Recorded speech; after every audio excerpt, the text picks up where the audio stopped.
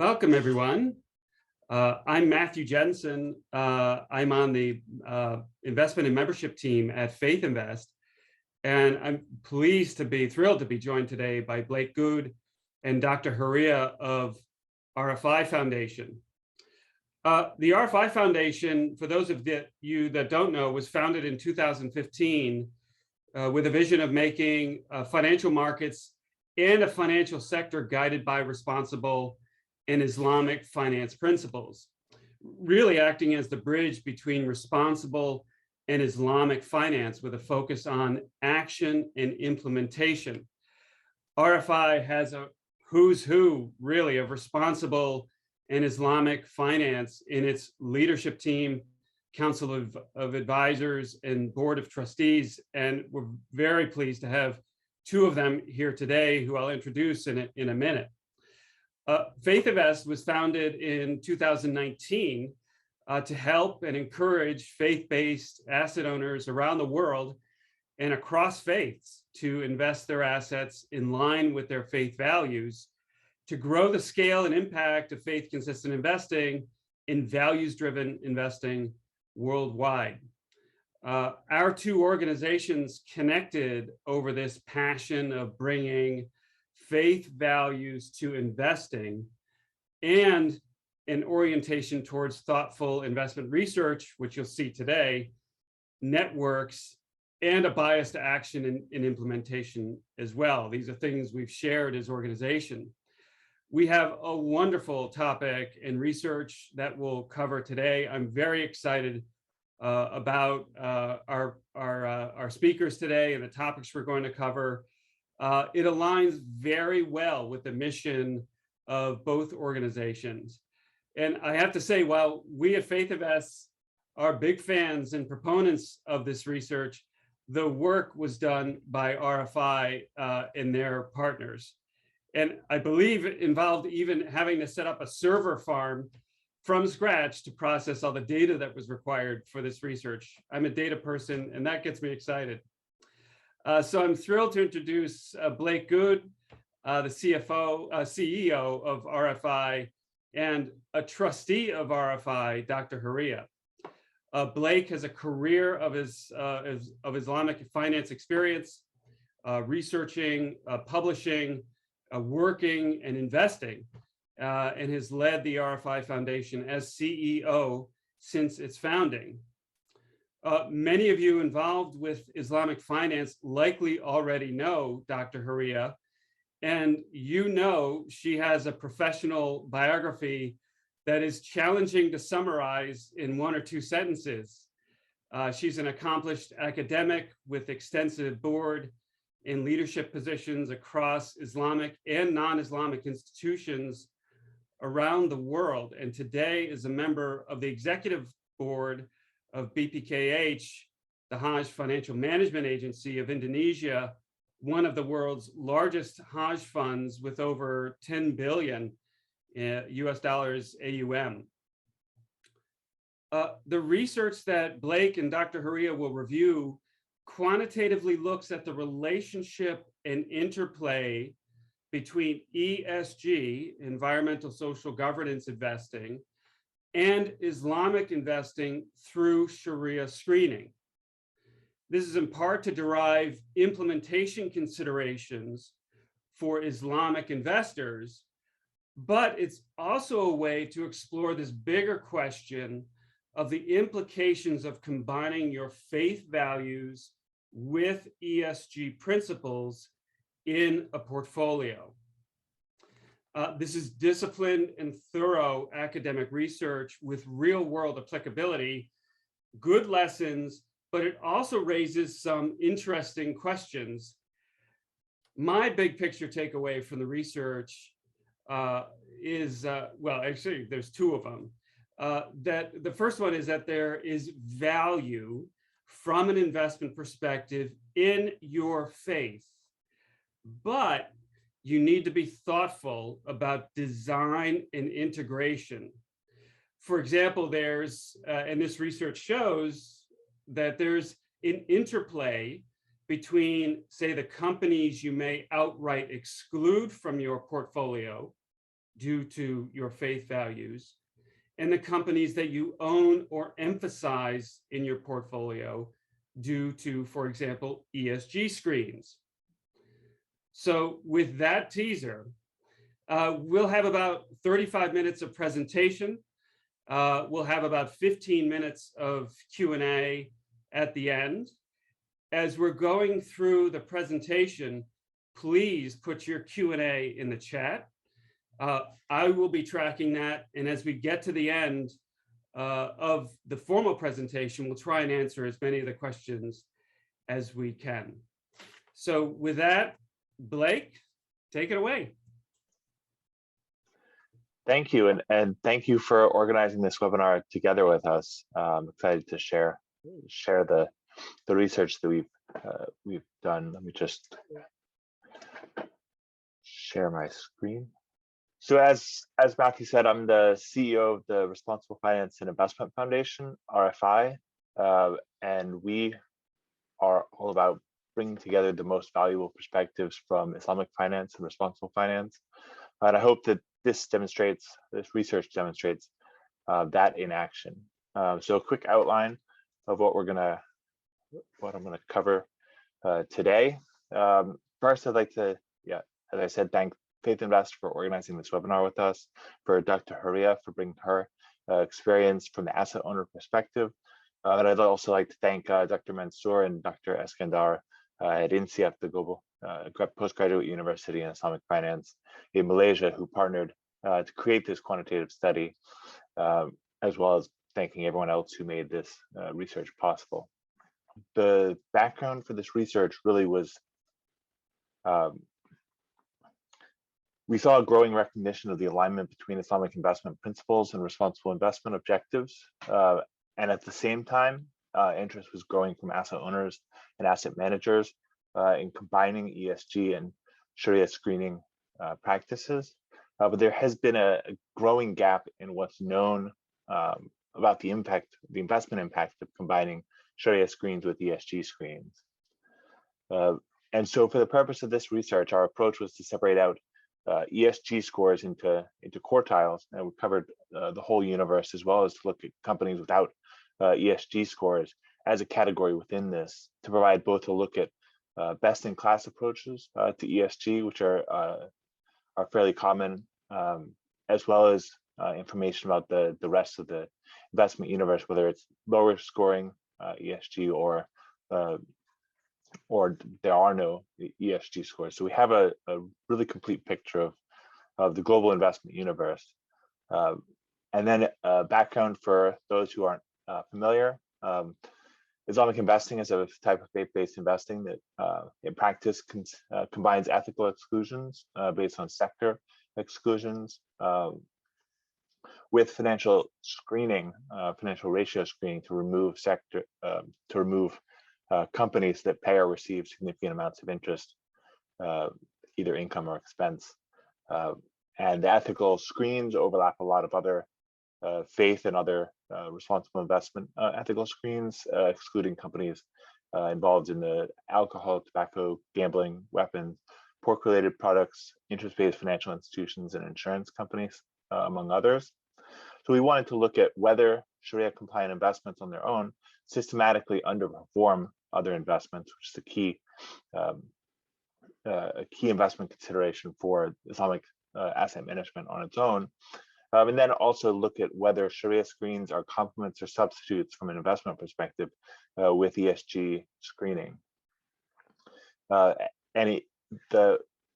We also, part of that reason is to see whether combining the most common types of ESG integration, best in class, looking at taking the top quartile or top 50% of ESG scoring companies and overlaying that on a Sharia compliant universe, led to good outcomes for investors. And so we really have a lot of comprehensive data set here. We're using 20 years of data starting in 2001, running through last year with ESG data from Refinitiv. And I'll get to the data source questions later towards the end. And most of the results we present here today are from a 6-factor asset pricing model, but we found similar results with a wide range of other measures of return, which we have in a more detailed paper that's also available now on our website. We broke down this global data set into 4 regions: US, Asia Pacific, Europe, and emerging markets, and also looked at different time periods before, during, and after the financial crisis, 2007 to 2009. So I'll leave the methodology at that point, but there's the full research paper and a shorter, more condensed white paper version of this we've released that's available on the RFI website, which is rfi.foundation. And so I'll move right on into the research conclusions. So going back to the 3 questions that I posed, we didn't find a systematic underperformance of Shariah screened investments. It doesn't mean that it outperformed in every situation, every time period, every region, but they outperformed or matched returns on non-Sharia compliant investment returns more often than they underperformed.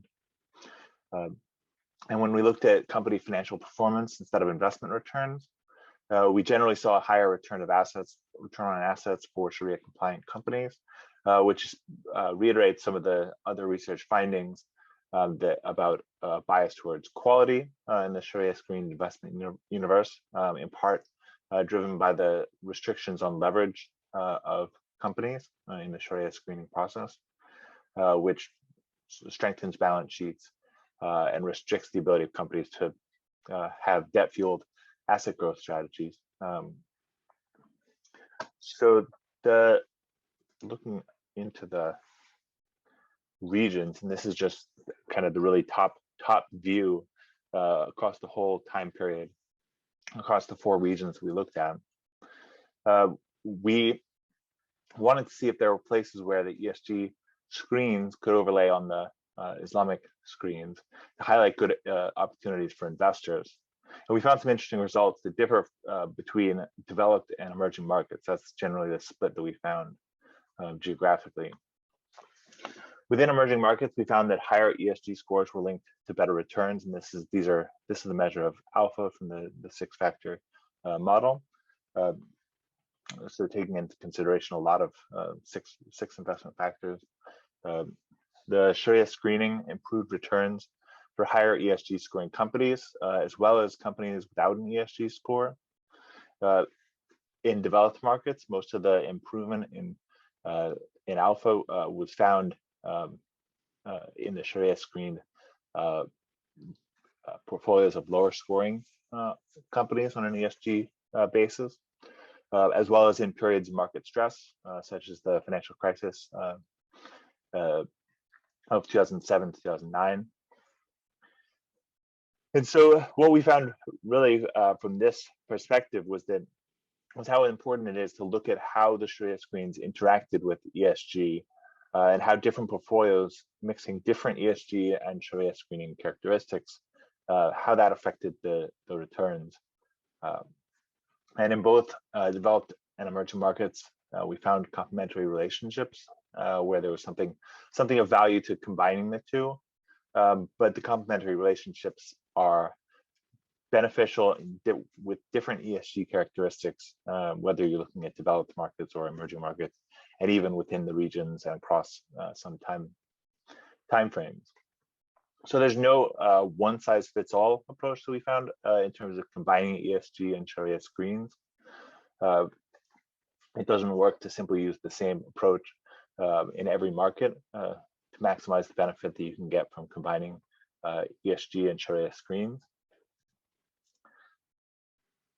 And that's, I think, one of the big conclusions as Islamic investors start to integrate ESG into how they're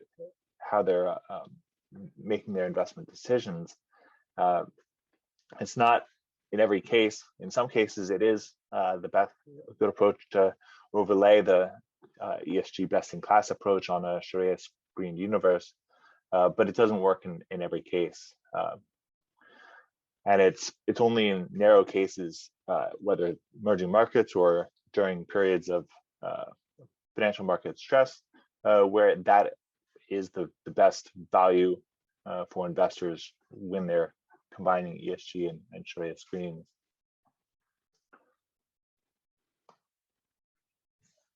That doesn't mean that they're incompatible. We found that even though it's different in different situations, that the Islamic screening and the ESG integration are compatible, but it has to be done in a way that's is not ignoring the ways in which the screening processes interact with one another. So I'll go through some suggestions on next steps, what's to take away from this for different types of institutions. So first of all, like we said, the Islamic screens don't systematically create an underperformance, and they can be a complement to ESG screens. There's differences in geographies about how that combination performs, and ethical screens in general. And we found this, as have other research studies, they do impact the way that ESG screening works. So I'll go through three different perspectives. The first being for Islamic asset owners, who we believe should take this research as encouragement in their ESG integration journey. There's compatibility between ESG and Shariah screening, even if it's not as simple as just investing more in all of the best ESG scoring companies within the Shariah screened investable universe. One thing that we see as a big opportunity is that we found that Shariah screening can help in Islamic investors and others who want to pursue more active ownership, either relating to improving companies' ESG practices or their ESG disclosures. The stewardship responsibility for responsible investors, engaging rather than just divesting from lower ESG scoring companies, is becoming a more important part of the overall approach to responsible investment in practice. And so what we find is that the Shariah screening provides a margin of safety when you're investing in lower ESG scoring companies in developed markets and in companies without an ESG score in emerging markets. And I think that's one of the big and rather unexpected findings of our research. So for other faith investors, we think that they should also see some important results from this. And one is to be aware that ethical screening, whether it's based on Shariah screens or other faith-based or other ethical screens, doesn't have to be viewed as just a source of compromising or limiting returns. At the same time, there are important caveats where ethical screens aren't entirely neutral when applied in tandem with other investment strategies, such as ESG best in class or other approaches. And so it's worth examining the impact of your own ethical screens, whether those are positive or negative screening, and how they can impact the types of investments that you're more likely to either hold or exclude based on the ethical screens. It may be that some exclusions do reduce the opportunities that you have to generate the best returns from also pursuing ESG integration if the two are done as an overlay that restricts the investment universe significantly. But it also can there also can be impacts from if there's pursuing positive impact objectives as well. But you won't know this unless you look for it. And so I think that's the key conclusion, because we didn't look at other ethical screenings besides those based on Shariah screens, is that it's really important to have the capability to ask the right questions of asset managers.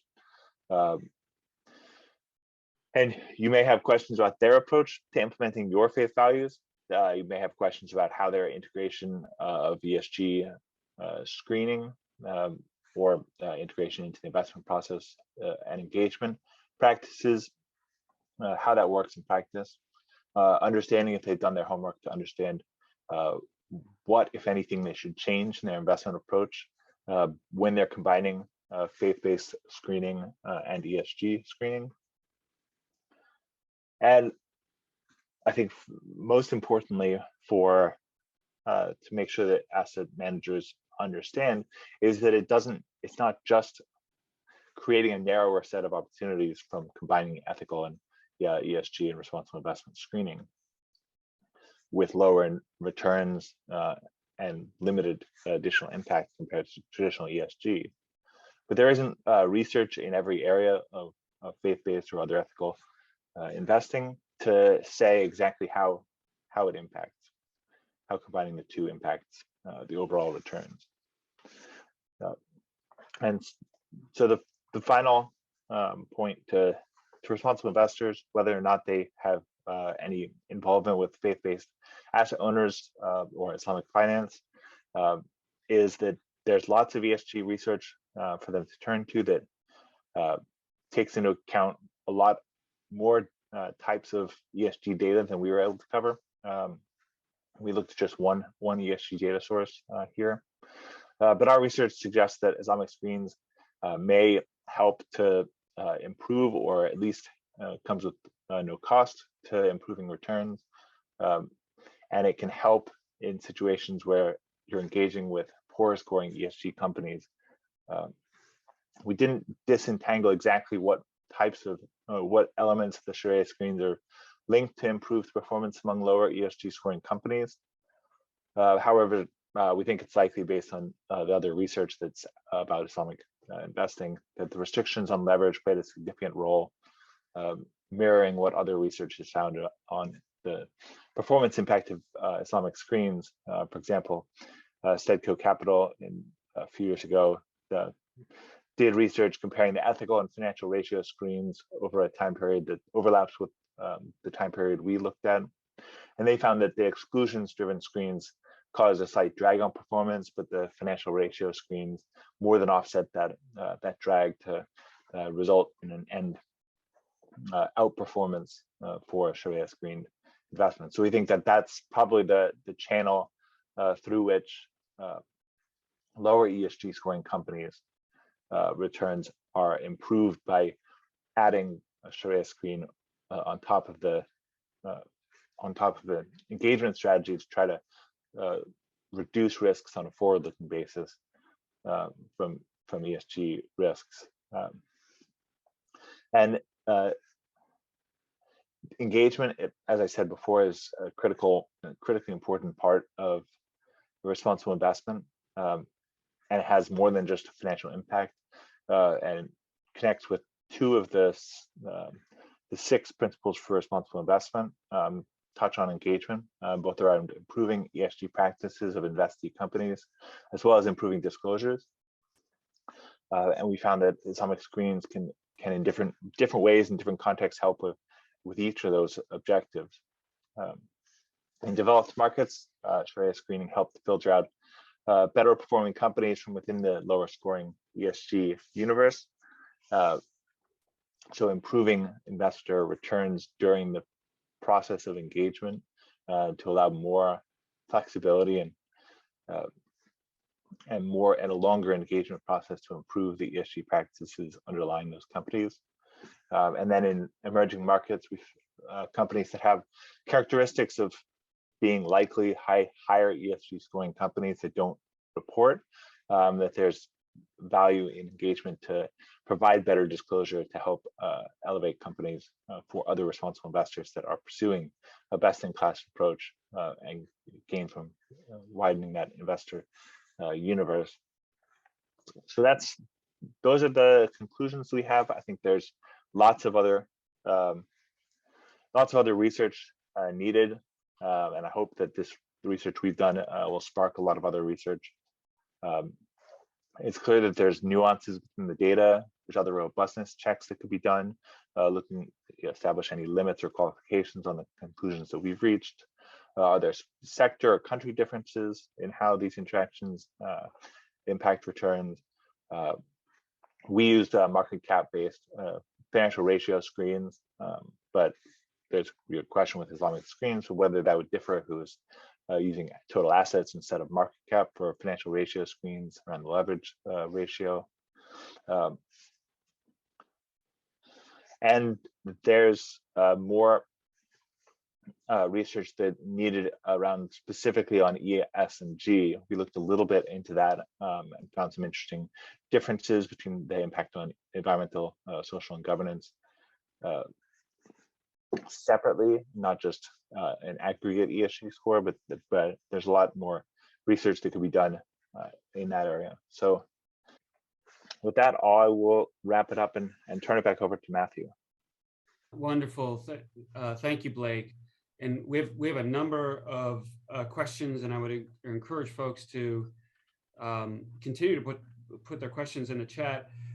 Right off the bat, there's one theme across the questions is for folks attending who may not be familiar with Shariah screens. Could you characterize what Shariah screens sort of de-emphasize or exclude and emphasize, and maybe contrast that a little bit with ESG? Well, there's the two types of screens with the Islamic screens. There's the sector exclusions based on sectors that are viewed as unethical or socially detrimental.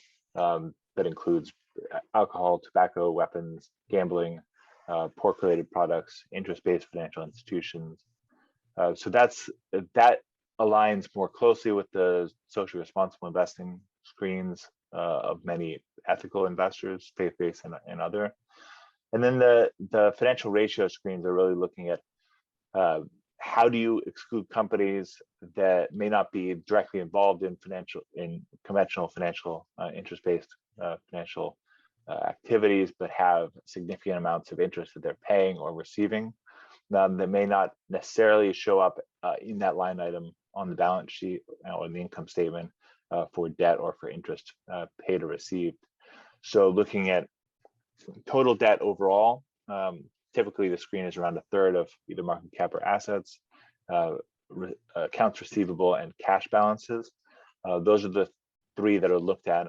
And so all of that differs significantly from the environmental, social, and governance considerations. It's thinking about pollution and contribution to climate change, labor conditions, quality of governance, independent directors. And so they're really, in a lot of ways, two very different types of screening processes.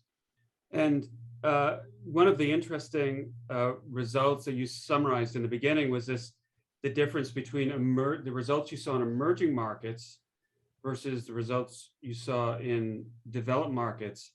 And I believe in emerging markets, you found that highly rated companies from an ESG perspective, combined with Shariah screens, led to better results in the portfolio, where in developed markets, it was low rated ESG combined with Shariah screens led to better results. Is that roughly correct? Mm-hmm. Okay. Maybe to ask you and maybe Dr. Hurriyah to sort of step outside the research and postulate a little bit on why that relationship exists. Well, I think without casting too broad a brush across all emerging markets, the ESG scores tend to have, I think, more differences between companies in places where there's either less stringent regulation or less stringently enforced regulation. So in developed markets, a lot of the ESG information that's looked at is consistent or is baked into the legal requirements, the way that ESG data is collected today. Many of those are set in legal regulations for companies. So there's less variation between companies, whereas in many emerging markets, not all of those regulations either exist or are as consistently applied between companies. So the ESG scores may be a proxy for better managed companies, and may give that as a reason why there's better performance on higher ESG scoring companies in emerging markets compared to developed markets where there's less variation, and so it's only sort of more the outliers that picks up lower returns. And in that case, if you're a company that has lower leverage, then you're less at risk of the downside risk from ESG events occurring than a company that's sort of skating on thinner ice financially. If they hit by an ESG risk materializing, then it can have more significantly detrimental impacts. That's sort of the working theory. Dr. Hurriyah, any observations from your experience investing on sort of these differences between developed and emerging markets? Hi. Yes. Well, of course, the difference what we have noticed and what we have actually faced when it comes to developed countries. Of course, when we do our screening, we at the start we rely heavily on data. So when we deal with those potential counterpart from the developed country, the data are more ready, and they are more to a certain extent we can actually do our analysis based on the data. We have to do less independent research, and on the contrary, when it comes to developing country or the emerging market, sometimes the data not only scattered, most of them are not available. So when we have to do our screening, of course, it become not only an extra work for us, but to a certain extent we had to actually hire external consultants, so an extra cost as well. And that brings up another actually theme to many of the questions. And I love that folks are asking this. A lot of questions about data and screens. And so some questions about exactly which Shariah screens did you use, whose definition did you use, what were the data sources for the ESG data. And my guess is, Blake, you would point people to particularly the academic paper where that is thoroughly documented. But is there any general statement you want to make about sort of data sources and Shariah screens that were used? Yeah, we used the Shariah screens within the Refinitiv Icon database.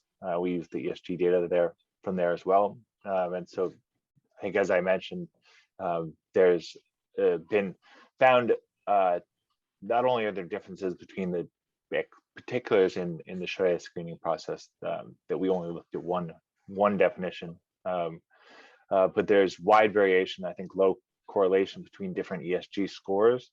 And we tried to account for that in terms of how firmly we made conclusions. We looked for things that were more common across a lot of different time periods, geographic regions to draw conclusions, recognizing that there would be some difference if you swapped out the ESG data that we used or the Shariah screens that we use for other definitions. And I hope that there's going to be other people taking doing other research to look at how robust all these conclusions are across different Shariah screening and different ESG data sources. And as I mentioned, there is a lot more detail in the academic paper on the data sources, as you would expect. Dr. Hurriyah, turning to you, do you want to talk about sort of your essentially practical experience with this type of combination of screens, ESG and Islamic investing? Yeah. Particularly, you're managing a very large, complex pool of assets. So it'd be wonderful to hear your perspective on that. Thank you very much, Mathew. Actually, at the global level, I would like to say, Blake has already touched a bit on it, that what is prevailing at the moment in the market when we do the Shariah screening, we do what we call is negative approach. This is what is actually akin to what also Blake has been mentioning about, ethical.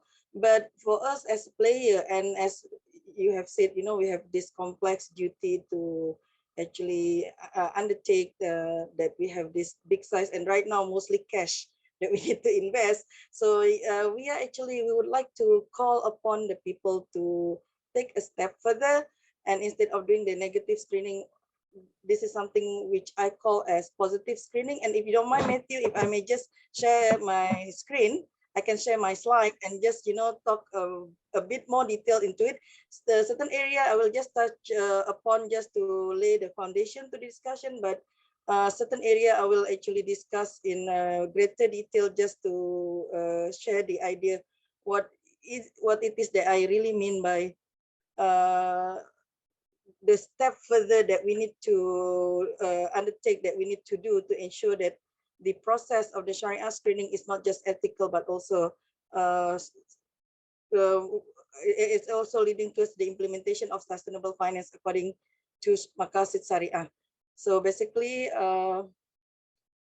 just to have the everyone perception that we have all at the same page, let me just quickly share what I mean in my presentation moving forward by Islamic finance. Basically, when I use the term Islamic finance, I'm referring to comprehensive financial system that adheres to Islamic finance. So it's not just banking, it's not just about giving financing and all that, but Islamic finance, we are referring to a comprehensive financial system. So anything that actually done within the financial system that comply with the Sharia principles. How we do this, basically, under Sharia principle, wealth must be generated from legitimate trade and asset-based investment. Investment should also have a social and ethical. So this is something that is may not be practiced widely yet, but basically the idea of Sharia finance, it has to have social and ethical benefit to wider society beyond pure return. Risk should be shared, and all harmful activities should be avoided. What we are doing currently, we are doing more on this aspect. All harmful activities should be avoided, but we do not very much giving attention to this area where we actually should also contribute to the society in the larger term, in the larger context as well. The fundamental of Sharia, Islamic finance, goes back to the very basic idea of Sharia, وَمَا خَلَقْتُ الْجِنَّ وَالْإِنسَ إِلَّا لِيَعْبُدُونَ, and we do not create the jinns and the people and the human except to serve God. And the definition of serving God in Islam encompasses every aspect of human life. So even in our commercial aspect, we are supposed to actually observe the Sharia principles that is actually laid down as the way of life for the Muslim. But in practical, why we do Sharia finance? Like BPKH for us, it is amended, so we have no choice. The law has already laid down that whatever we do in our investment and placement, it has to comply with Sharia. For some people, it is based on religion, as a religious reason. This is what I call by option. And in many aspects, this is the third reason, what I call as dollar cents. Because, for example, before the pandemic, it was estimated the size of the Islamic finance will reach over 8 billion.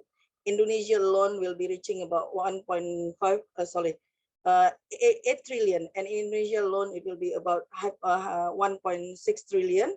And actually the more recent data that we have for the year 2020, the asset for the Islamic finance worldwide has reached over 3 trillion, about 3.374 trillion USD, and it is estimated by 2025 it will reach 4.9 trillion. So it's something that we shouldn't actually ignore, because the size is increasing and it is actually started to take a major play in the finance area. So before we go a bit further, I was saying that, we shouldn't just do the Sharia screening, the negative screening. This is the one that we have been doing for so many years now. And this is why people actually like to think that the Sharia process is akin to, keeping the ethical aspect of it, because what we do is just avoid what is being prohibited. But there is more than to Sharia. It's not just avoiding what is being prohibited. There is this, the guidance from God that basically we have to preserve those aspects that are mandatory in Sharia.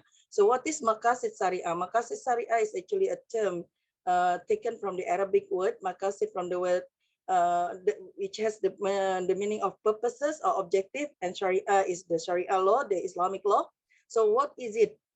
Basically, it's a clear guidance and framework to the process of ijtihad in solving the issues, conforming to the human interest while complying with the will of God. So basically, when we are going to invest, for example,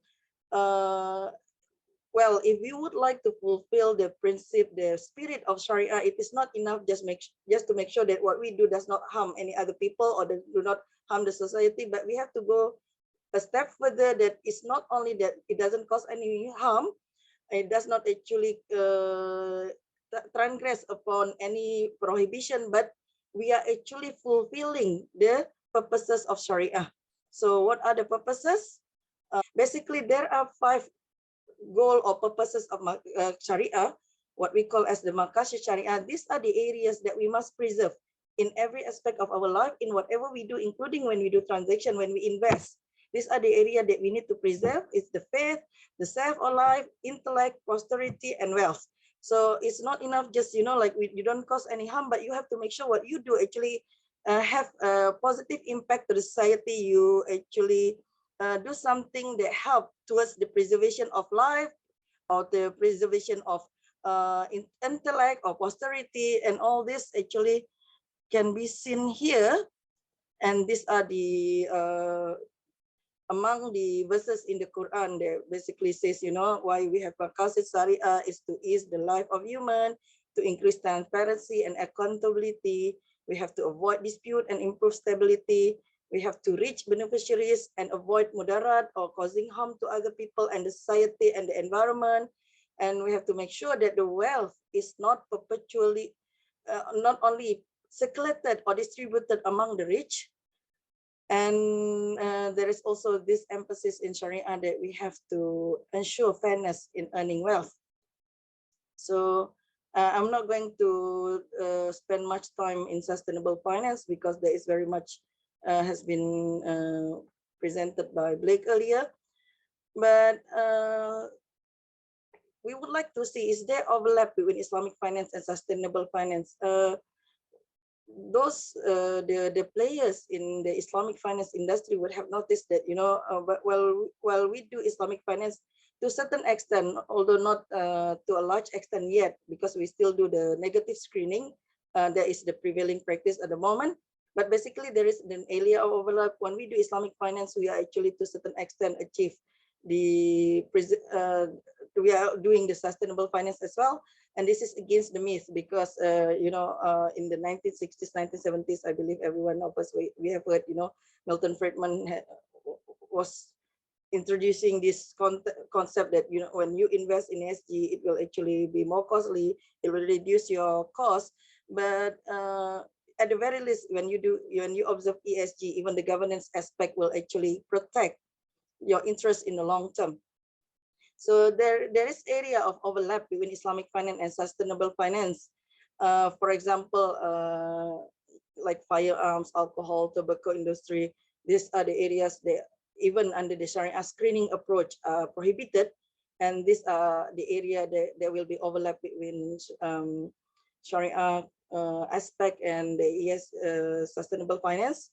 But ESG, there are areas that could be considered as ESG, like the trading of pork or lard, but it is not Sharia compliant, as well as conventional banking, which could be considered ESG, but not necessarily, but it is not under Sharia. And there are also areas that is considered Sharia compliant, but it's not ESG. There is, for example, investment or investing on fossil fuel in this Blake has actually explained, so I'm not going to spend more time on that. Sustainable finance, environmental, this basically okay. I would like to spend a bit time on this area. Why not just negative screening? Because when we do just negative screening, well, the excuse was at the beginning when we do Islamic finance was because, Islamic finance at that time was at the state of infancy. The infrastructure was not ready yet. We just compromise, we just tolerate in order for the industry to find its place alongside the conventional counterpart. But we are no longer an infant. I mean, for Islamic finance, we've been there for quite a while now. So it is not enough just to do negative screening, because that is not what Sharia is all about. It's not just avoiding what is being prohibited. We must protect the ESG And we do so, we are actually serving the Maqasid Shariah, and this is in line with the Shariah. I did come to this slide earlier on, the preservation of faith, for example, and the definition of faith here is not necessarily just, like one religion, but very much any investment, any financing that can also serve towards the preservation of faith. This is something that is encouraged under the Maqasid Shariah, as well as preservation of self, of life. This is including, if we are talking about ESG, we are talking about against the poverty, against the to reduce the hunger and all that. So this is also among the purposes of Shariah. So not only that, when we want to invest, not only that we think, okay, we can make profit out of it, we need to also see what will be the impact. And this is what we do actually in BPK. We try to, inshallah, in the long term, that when we do investment, not only that we are looking at the profit aspect of it, but we are trying to create real economy. We would like to contribute. We would like even be the engine to support and to generate the creation of real economy for the society. And there are many ways to do that. I'll be happy to actually explain further if there is any particular interest on that, as well as, of course, intellect, prosperity, wealth. So how we should do it? This is what I'm proposing actually when we do Maqasid Shariah. We do away with the Shariah screening when just based on the negative screening. But what we do, and this is actually, we have taken this into consideration in our process as well. So not only that we mention how much the profit, what are the risk area that we have to mitigate or we have to manage, but beyond that, we are actually offering these are the interest, the benefit that we can create not only for ourselves but also to the society. And especially in our case, because we are managing the fund that belongs to the pilgrims, we would like to ensure that what we do will actually go back and benefit them. So this is the area where the Maqasid Shariah will come into play. We have to make sure that they are being ratified as part of the parameters being considered in the process of the screening. And we can do this at the same time as we have the Islamic banking sustainability indicators in the process, because what we notice as we do, as we try to do this, there are many areas of overlap, so it's not really difficult to do it. But when there are certain areas that may not be really connected, we actually do alignment to the UN SDGs, and we actually bring it back to the Maqasid Shariah, because at the end of the day, our mandate is Shariah compliant, but really we don't find it that complicated and we don't find it difficult because they are very much aligned. And these are the areas where basically we could see the, we can have the indicators for sustainability, the Shariah screening of investment, allocation of profit based on Shariah principles. These are the area where you can, where you will see that the Shariah or Islamic finance differ quite substantially from the conventional finance, because we also have the area of zakat, qardul hasan, charity, and these are all part of the commercial transaction. Even though there is a Shariah social aspect to it. So we have all this. I think I don't have much time, so I will just go straight to the challenges. What are the challenges that we face if we would like to have this Maqasid Shariah being applied in our process of trying to implement sustainable finance? What we notice, not only in Indonesia, but in some other countries as well, the challenge has been not only for the industry players, but also for the regulators, is to find the right framework. There has been some initiative, of course, including Indonesia, that the OJK has also tried to introduce the framework for the sustainable finance. But it is still in the testing phase. It has not been really proven yet whether this is the right framework or not.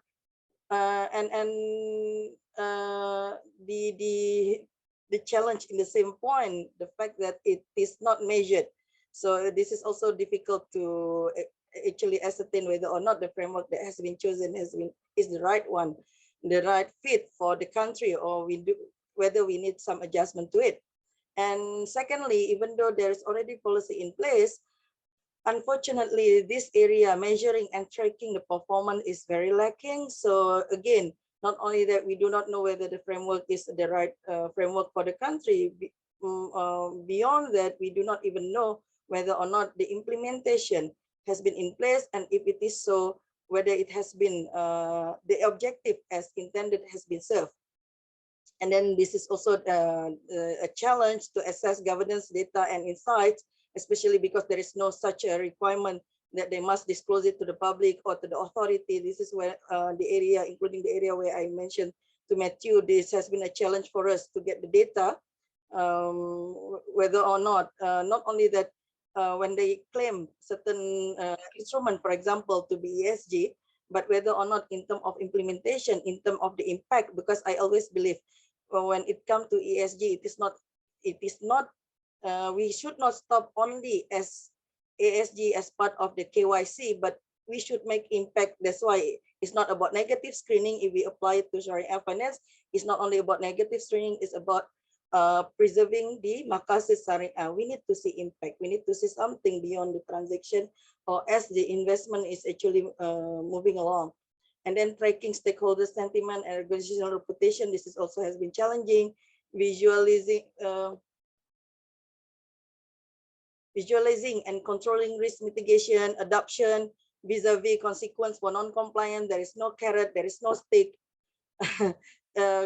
Carrots could be nice, at least it will motivate the people to actually not just implement, but see result.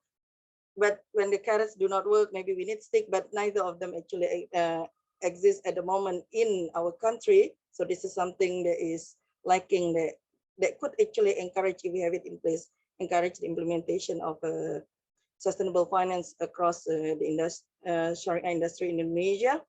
And then prioritizing, this is also another challenge. And what I mean by prioritizing, it could be, it is at all level, nation level, industrial level, even institutional level, because of the different in prioritizing. There is no tone from the top. So the implementation we don't see as effective and as efficient as we would like to see it. Way forward, of course, we need to clean up. We have to actually make sure we have this one tone issues of priorities. We don't have to do everything at the same time, but we need to take a step, and we need to actually see it happen. Then, of course, to do that, we need the tone from the top, and ESG equals sustainable investing, because don't think only about the cost. At the end of the day, there's no point you have money, but you don't even have land to live with. I give a simple example. The city where I live, Jakarta, is the fastest sinking country. You can continue invest, you can actually damage the environment. You may have the ton of the money, but if you don't have a city to live on, I mean, at the end, it could be the second Atlantis. That's not something we would like to have. So yes, ESG equals sustainable investing. ESG matters are aligned with or part of the Islamic values and principle to integrate ESG into Islamic investment. We have actually witnessing this as we are doing it. And Islamic investment, whose size is still small relative to SRI, would be further boosted by the adoption of ESG into Islamic investment decisions. And this is the term which I borrow from Blake, and I like it very much. I would like to see this happen soon. So it's not just socially responsible investment, but we would like to see socially responsible Islamic investment. With that, I hope I have sent across the message. And back to you, Mathew. Thank you, Dr. Hurriyah. Honestly, I think we could spend another hour with you, because you're living the process of integrating values into your investment. And that presentation was, I would actually love to turn that into a case study, because there are probably people on the call today. In fact, I know there are people on the call today who may be sitting in faith organizations where the philosophy today is we have our assets here and we have our faith here. And those two things don't meet or connect. And you've done it. You've connected it, but you've also demonstrated that it's a journey as well. Yes. Your last chart lays that out perfectly. Maybe talk about, I know we only have a couple of minutes, for those faiths who are faith asset owners who are sort of struggling with even starting down the journey that you laid out, what would you guide them? What advice would you give them in terms of just getting started on integrating the values in their assets? Yeah, I got this question in different forms quite a lot, but it's the same point. It's just, the way how people ask the question, because especially when it comes to finance, they think so much about the cost that they are very reluctant to implement. But my point is this, well, take time, do the cost value calculation and see benefit and cost, because sometimes what we think actually saving us in short term may not actually generate the benefit we would like to have in long term. And in Indonesia, this is especially true. For example, people would like to make things easy and they make everything using papers and all that. It's too expensive to upgrade the system, to use to have everything automated. Well, they may have to invest in short term, look like a big amount of money to actually upgrade the system, for example. But in long term, even if they don't care about saving the paper, even if they don't care about saving the carbon and all this, but it will actually save them costs, because the amount of time that people would save, the amount of resources that people would save, the amount and when it comes now especially nowadays with all the big data and everything ready, you can easily lose an opportunity because of the delay. So all these manual kind of processes, while you try to actually save the cost for short term, but you can actually gain in the long term, and in the process you are actually saving the environment and your people will be happier as well. Yeah. One of the things that Martin Palmer, who founded FaithInvest, likes to remind everybody is faiths have a very, very long-term perspective, and keeping that in mind in the decisions that you make, as you have done. You're here, you've been here for thousands of years, you'll be here for thousands of years. The decisions you're making are very long-term. The other thing I'll reflect on is we at FaithInvest, we're just wrapping up a study of policies and guidelines published by faith asset owners around the world. And when we looked at those policies and guidelines, about 70% of faith asset owners actually incorporated faith into how they invest. About 30% don't. Of those 70% who do, the majority, about 3/4, do exclusions or screens, as you talked about. Sometimes fairly easy to do based on your faith, but a minority, under 50%, actually do sort of positive screens of what do we want to invest in or emphasize in our portfolio, which was, I think, one of my big takeaways from your presentation is it's not enough to know what you don't want to own. You need to spend some time on what you do want to own. Yep. And Blake, your research then dug into that quite a bit to talk about what are the interplays between those two lists, essentially. What don't we want to own, what we do want to own. Fascinating, wonderful. We do have more questions in the chat. I will say the paper, both the white paper and the academic paper, are extremely thorough. I know for some of you looking at the questions, this may be the first time you've talked about or heard about Shariah screening and what some of the Shariah criteria are. That's well documented in the paper. Another plug for the paper, it probably has one of the best literature reviews on Shariah and ESG screening and the implications for performance that I've seen in any academic paper. So it's worth a read even just for that. But we put the link in the chat. We will have an email going out after this webinar. If you want, with a link to the research, if you want to continue the discussion or engage on this topic even more, we'll have ways for you to do that in that email. So keep an eye out for that. Big thank you for Blake, for Dr. Hurriyah for dialing in so late from where you are. Thank you very much. Thank you for all of you in attendance and the wonderful chat and questions. And I noticed people answering other people's questions. So very, very dynamic in the chat. I love that. And that is it. Just thank everybody for attending this, and I hope you have a wonderful day. Thank you all.